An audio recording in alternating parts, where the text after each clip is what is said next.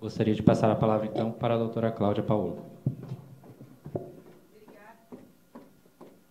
Obrigada, Alexandre. Eu vou falar em pé aqui, porque, como o doutor Peugeot, ele é baixinho, eu também, né? Então, já sou baixinha, sentada ali, ninguém vai me ver. E outra que eu estou sentada, acho que desde as 9h pouco da manhã, a bunda já está doendo, né? Então, vamos esticar um pouco. Tá. É o passador de slide, está aqui.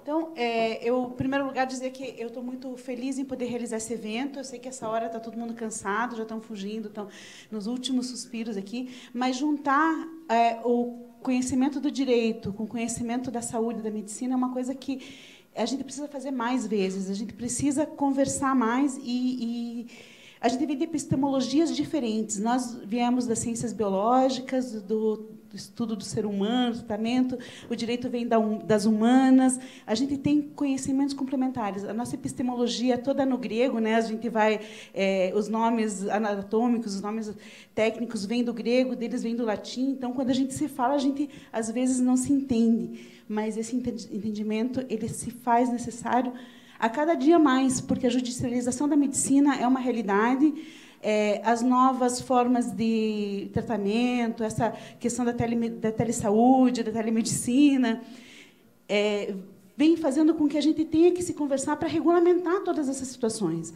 Antigamente, o médico atendia, trabalhava, atendia seu cliente, tinha uma fé de que ele ia fazer, né, esse trabalho da melhor forma possível e que, se o paciente morresse, era vontade de Deus, né, e ele tinha um poder até sobrenatural lá, quando ele, no início, nos curandeiros, era quem fazia o tratamento das doenças. E a gente foi vendo de que não era bem assim, que as pessoas podem errar, e aí tem a questão de o que é um erro, que foi discutido no início, né,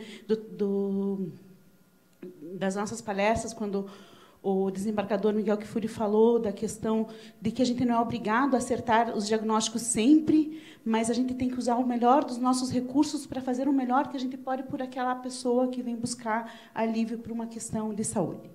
Então, vamos falar um pouquinho dos vínculos dos médicos no serviço público. Eu vou ligar meu timer. Mas você me avisa, né? Me avisa, porque, senão, capaz de eu passar. Bom, primeiro vamos falar um pouquinho, a gente falou bastante de direito, mas vamos falar um pouquinho de quem são os médicos hoje. Esse é um levantamento do Conselho Federal de Medicina dos médicos no Brasil, ele é de 2020.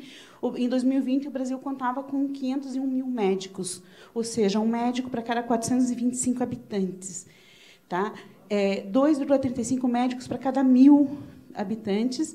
E, no Paraná, nós tínhamos 29.781 médicos, isso já aumentou, porque várias faculdades já formaram gente nesses 2 anos. Esses dados são de 22 de novembro de 2020, pelo Conselho Federal de Medicina. O que a Organização Mundial da Saúde preconiza como um parâmetro ideal de atenção à saúde? Um médico para cada 1.000 habitantes. Tá? Então, se a gente falar que tem falta de médico, na verdade, o que a gente tem é uma má distribuição.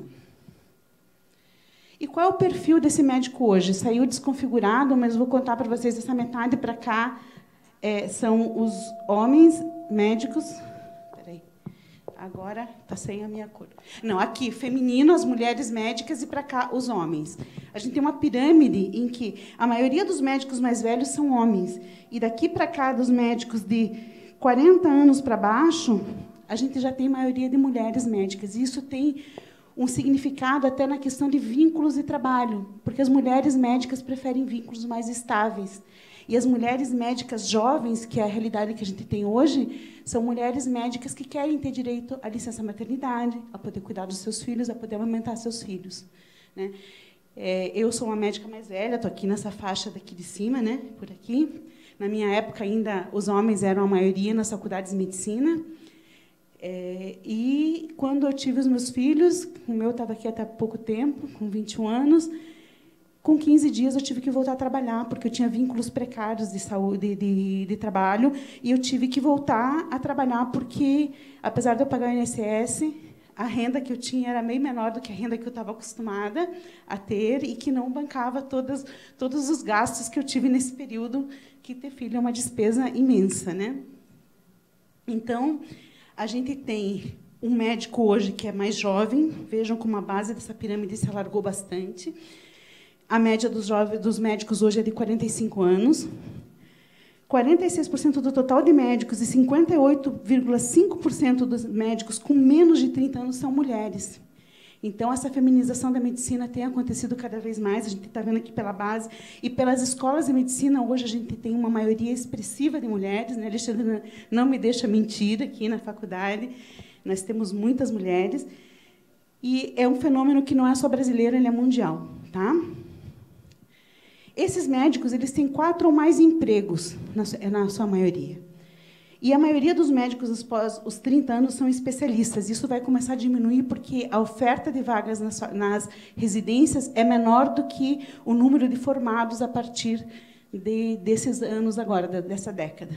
Então, nós vamos ter menos médicos especialistas, mas a proporção ainda é muito grande. 70% dos médicos têm alguma especialidade.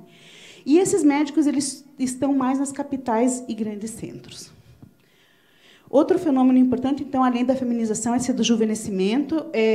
Essa média vem caindo ao longo do tempo, porque antes a gente tinha um número pequeno, um número bem restrito de faculdades de medicina, e agora isso foi ampliado de uma maneira muito grande. Então, nós vamos ver ainda mais um juvenescimento da profissão, o que é ótimo. Eu acho que traz novas modalidades de enxergar a saúde, novas formas de tratamento, tecnologias, tudo isso que, para a gente, que já passou dos 50, às vezes fica meio complicado, né? Essa telesaúde, esses termos novos, essas várias palavras que eu aprendi, essas holdings, que eu não sabia nem que existiam, né? Mas eu acho que é muito bom que a gente tenha profissionais jovens, que a medicina, a imagem que eu tinha quando era pequena do médico era um senhor idoso, cabelinho branco, com a pranchetinha na mão, fazendo as anotações à mão. E hoje a imagem do médico que a gente tem é diferente. A letra está bem pequenininha, mas eu vou ler aqui para vocês.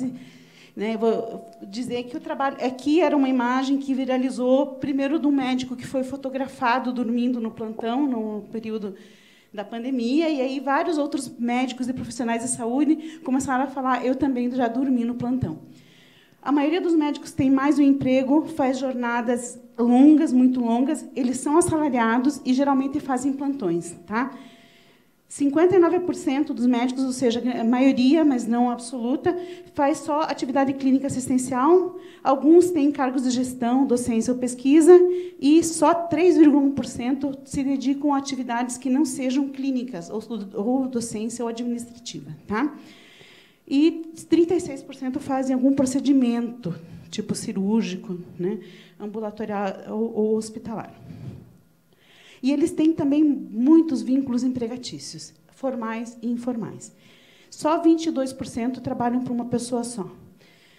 29% e meio em 2 lugares, 24,3% tem 3 vínculos e 12% 4 vínculos.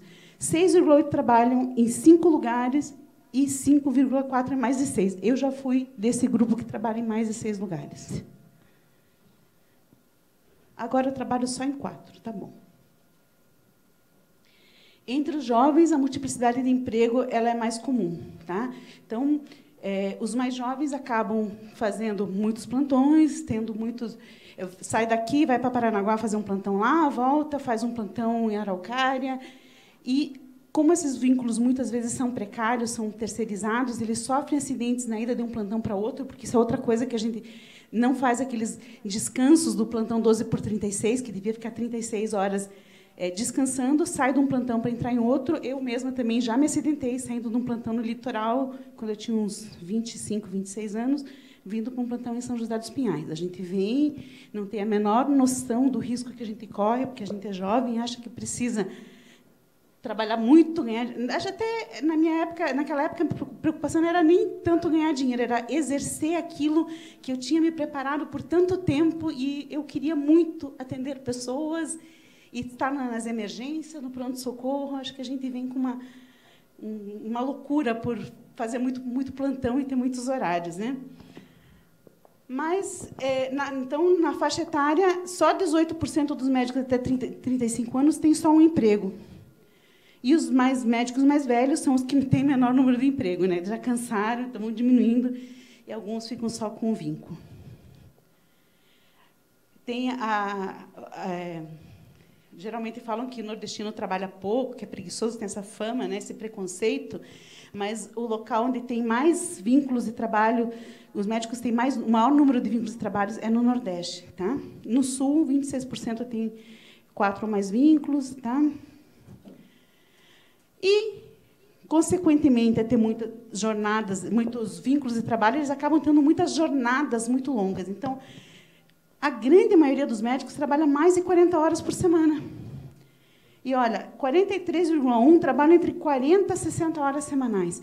E 15% trabalham mais de 60 horas por semana. A média do que as pessoas trabalham, dos contratos das pessoas não médicas no mundo, é de 40 horas por semana, 44 horas por semana. E aqui o médico tem jornadas muito maiores, o que pode colocá-los em risco aí de fazer algum erro, até por exaustão. Você está tão cansado, você não consegue mais pensar, o risco de você cometer um erro médico é muito grande. Então, as jornadas, olha, só 5,2% tem jornadas de até 20 horas e 19,4% trabalham de 20 a 40 horas. Na verdade, eu deixei esses slides, não ia falar muito disso, vou falar mais de terceirização. Os médicos mais jovens acabam tendo jornadas de 25% trabalham 80 horas ou mais por semana, dos médicos mais jovens. É isso, a gente se forma, quer trabalhar, começa a oferecer plantão, você pega tudo que aparece. Né? Hoje, essa oferta já está menor. Mas, na época que eu me formei, você saía, eu dizia, vou pegar meu diploma e vou sair viajando o litoral do Brasil, parando em cada praia, fazendo plantões nos lugares. Nunca fiz isso, né? Mas comprar uma Harley e sair fazendo, né, um tour pelo litoral. Não deu certo.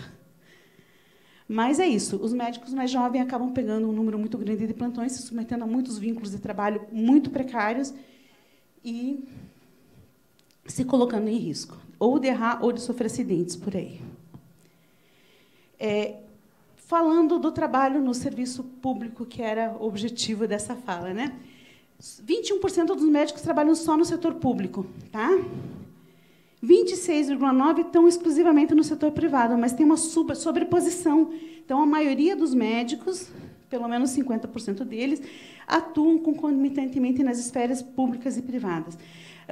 A gente pode afirmar também que 78% tem vínculo, de alguma maneira, com o setor público e com o setor privado, e 73,1% com o setor público, por conta dessa sobreposição aí.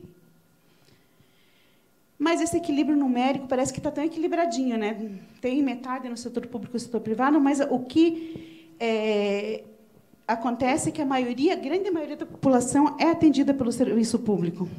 E só uma parte muito pequena, 25%, tem acesso à assistência suplementar, que seriam os planos de saúde. Então, a gente tem os médicos divididos entre serviço público e privado, mas a maioria da população faz uso, precisa do setor privado. Então, os médicos que atuam no setor privado estão mais sobrecarregados, têm uma jornada maior, tem mais trabalho.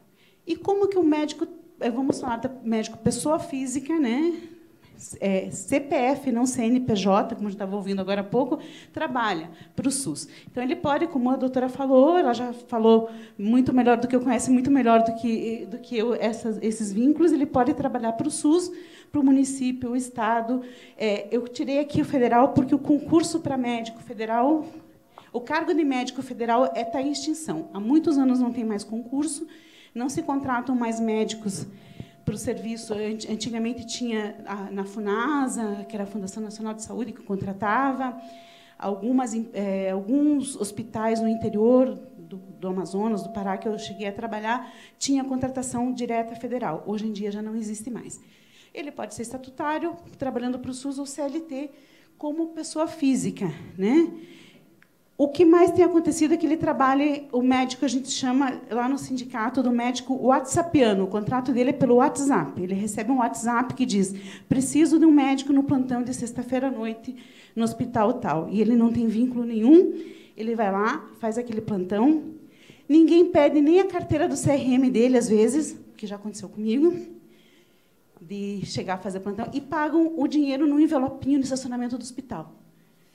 E te dá um medo enorme de você ser preso pela Polícia Federal saindo dali, porque parece que você estava fazendo alguma negociação ilícita com drogas, sei lá o que. Isso Eu estou dizendo que aconteceu comigo também quando eu fui prestar serviço num plantão, quando, alguns 10, 15 anos atrás, mais de 15 anos atrás, no município aqui da região metropolitana, me entregaram o dinheiro do pagamento do meu plantão num envelopinho no estacionamento. E eu fiquei pensando, meu Deus, o que é isso? Aonde eu me meti? Eu quero sair correndo desse lugar. Né?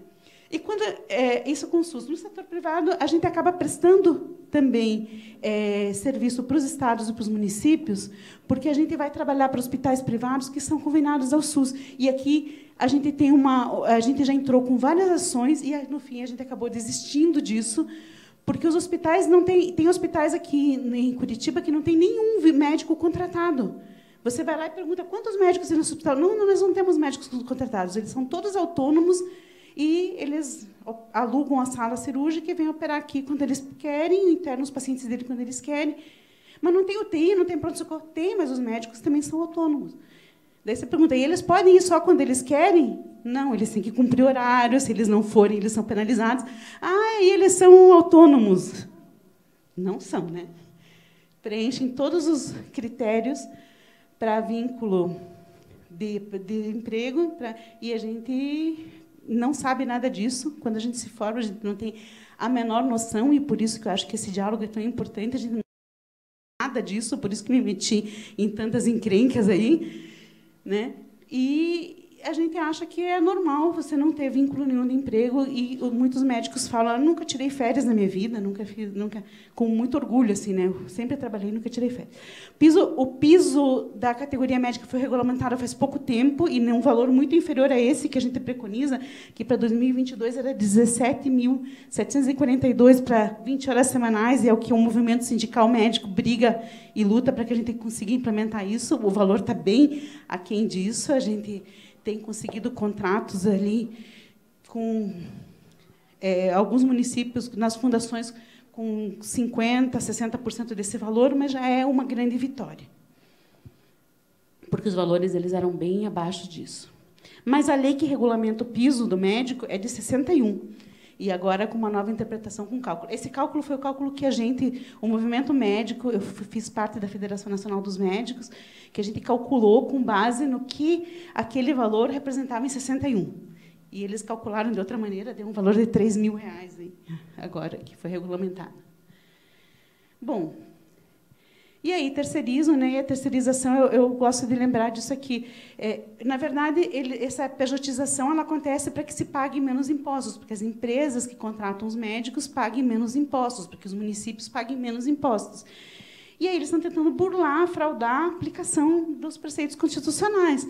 Então, eles são nulos. A gente pode ir atrás do advogado e dizer, olha, estava contratado como PJ, preencho todos os vínculos, e a gente tem conseguido algumas vitórias aí no escritório do Zornig, que faz assessoria nossa do sindicato. Aqui os requisitos de relação de emprego, que a doutora Mina já falou, né, mas é isso de que, se você trabalha num hospital, num municipal, né, que presta serviço ao SUS, numa UPA aqui, e você tem que ir todo dia, tem que ser você não pode mandar a sua irmã ir lá fazer plantão, ou um amigo, teu vizinho, ou alguém que vá no teu horário sem comunicar a chefia, né, você não pode, ou dizer, hoje está sol, eu vou para a praia, não vou para o plantão, né? Que você receba um dinheiro que tem uma onerosidade para o empregador, que não seja eventual, né? É diferente do médico que vai prestar um atendimento no hospital, em que ele é chamado porque ele é neurocirurgião, vai avaliar uma pessoa que está lá, e que vai acontecer isso só daqui a alguns meses, não sabe quando é que ele vai de novo naquele hospital. Tá? E ele tem uma subordinação, então ele recebe ordens de alguém, ele deve explicar para alguém o que ele está fazendo ou não fazendo. Então, isso não tem a ver com a autonomia do médico para tomar as condutas médicas. Então, é diferente a autonomia profissional do médico como um profissional liberal da subordinação a uma chefia que não vai interferir na conduta médica dele, mas vai cobrar o horário dele chegar, o horário dele sair, se ele veio no plantão, se ele fez o que estava lá no protocolo, mas ele não pode interferir na conduta desse profissional, porque ele é um profissional liberal, ele tem autonomia para tomar as próprias decisões. Aqui a jornada de trabalho do médico, que pelo SUS, a lei de 61 falava em 20 horas, mas tem uma súmula que já diz que pode ser de 40 horas, que já é mais antiga, né? E a questão dos intervalos, os direitos aqui do trabalho, outros direitos de trabalho. Então, por que a gente prefere ter vínculos formais, né? Eu não sabia que médico podia ganhar hora extra, isso foi uma coisa que eu descobri depois que eu fui para o sindicato, porque a gente acabava ficando lá, horário de passar o plantão, ou não chegou outro médico, você tem que ficar, e isso nunca era remunerado. Adicional noturno também, a gente só sabia que plantão à noite pagava um pouco mais, adicionais de periculosidade, sobreaviso, todos os direitos que a gente tem como CLT. O médico estatutário tem os direitos a mais da estabilidade, como a doutora Fernanda bem colocou. Outras coisas assim, que médico, como eu falei agora há pouco, gosta de dizer que nunca tirou férias. Férias é importante e faz bem para a nossa saúde mental, para a nossa cabeça, e para que a gente possa atender com qualidade os pacientes também, né? Senão, médico louco dá medo, né? 13º, licença maternidade, que é uma das coisas que me fez entrar no movimento sindical médico, né? E é até o direito a amamentar, um período especial. A reforma trabalhista, que veio em 2017, acabou mexendo com alguns direitos que a gente tinha, né? Então, para a gente, como sindicato, foi bastante prejudicial por conta do fim da obrigatoriedade do imposto sindical. Então, acabou enfraquecendo os sindicatos, né? No geral, inclusive o nosso, a gente reduziu de um grupo que tinha 9 colaboradores, 9 funcionários, para atualmente 3, né? Funcionários e alguns... o Ivan, que estava olhando aqui os slides, dizendo que vai pedir vínculo, né, Ivan? Que é o nosso assessor de comunicação. Algumas alterações que houve aqui na reforma trabalhista. Mas o que eu ia falar, principalmente, da terceirização, que é o que a gente tem combatido muito no sindicato. A terceirização é isso. Você preenche todos os requisitos para um vínculo de emprego, mas você devia ser ou contratado do município, concursado, ou contratado por CLT, e você está lá como pessoa jurídica, muitas vezes sócio de uma empresa que foi criada só para prestar serviço ali, e que você fica até com medo de ter que processar a empresa, porque você vai processar você mesmo, né? E a gente tem discutido a questão da terceirização. Esse CDI está de abril, mas acho que ele é desse ano. Mas a gente tem falado contra a terceirização já faz muito tempo aqui em Curitiba, tem brigado e tem conseguido com que os médicos que prestam serviço nas unidades de pronto atendimento, nas unidades de atendimento psiquiátrico, que são os CAPs, e nas unidades básicas de saúde, sejam ou estatutários das unidades básicas de saúde ou seletistas pela fundação, né? Pela FES, atualmente FES. Então, a gente tem brigado bastante para que não se precarizem mais esses vínculos de trabalho. E aqui um documento que eu achei na internet, que eu achei muito interessante, dizendo que os médicos garantem na justiça o direito de trabalharem como terceirizados. Veja como é legal isso, né? Empresa dizendo, claro que é uma empresa, vou deixar até o nome da empresa lá, porque está aberto para todo mundo lá no site da empresa, né, dizendo que, como fica muito evidente, o Brasil é um país difícil de trabalhar, porque, para as empresas, os custos são exorbitantes, e que, na verdade, são, né? Quem já teve funcionário sabe que os custos são altos mesmo. A solução não é jogar a água do banho junto com a criança fora, né? A gente tem que jogar a água do banho e manter a criança. Então, manter os direitos trabalhistas e mexer nas nossas leis tributárias, que são confusas, difíceis de entender. Foi bem difícil essa palestra sobre direito tributário, né?